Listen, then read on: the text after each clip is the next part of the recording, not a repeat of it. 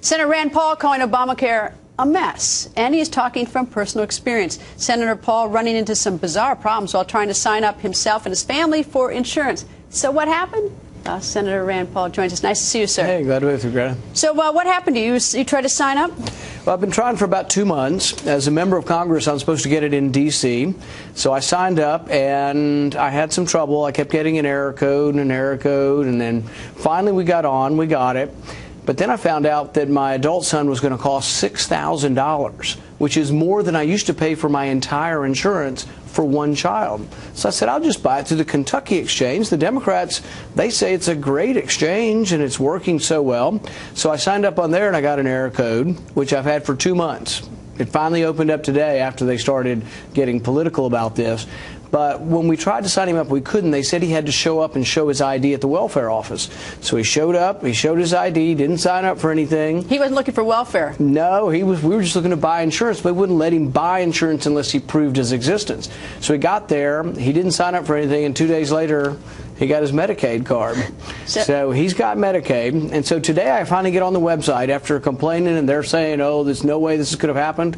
They finally removed my error code and let me get onto the website so you could choose.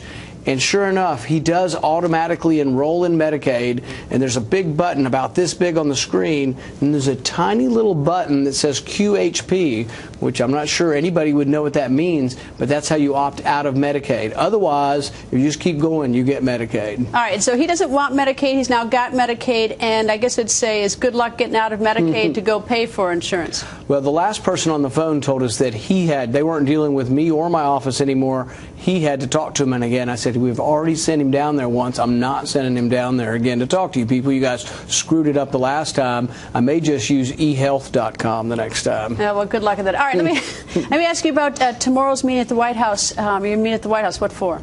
I am. The president, is rolling out something called promise zones, and they say the sincerest form of flattery is imitation. We're glad that he's read about my economic freedom zones last month in Detroit, and that now he's rolling out these promise zones. We don't know yet exactly what that means, but our economic freedom zones we think would help areas across the country. In fact, we're a little perplexed that his new promise zones don't apply to Detroit.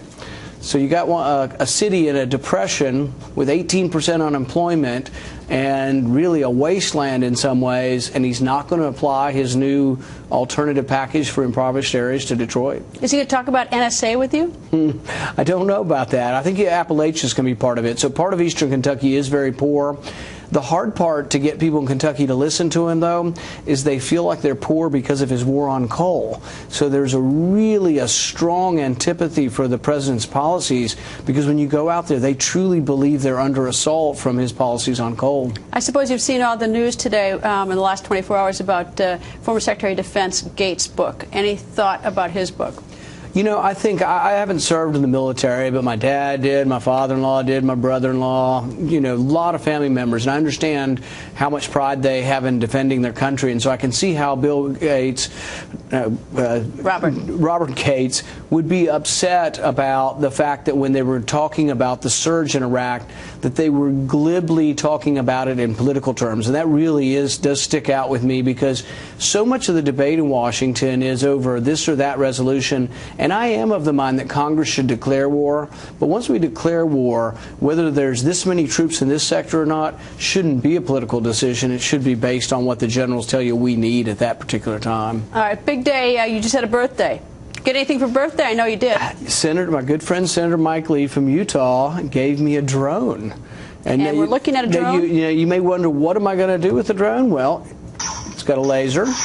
And I've been trying to get invited to the Democrat lunch for about a year now, and they won't invite me. Okay. So you know what? I think I'm going to send my drone in.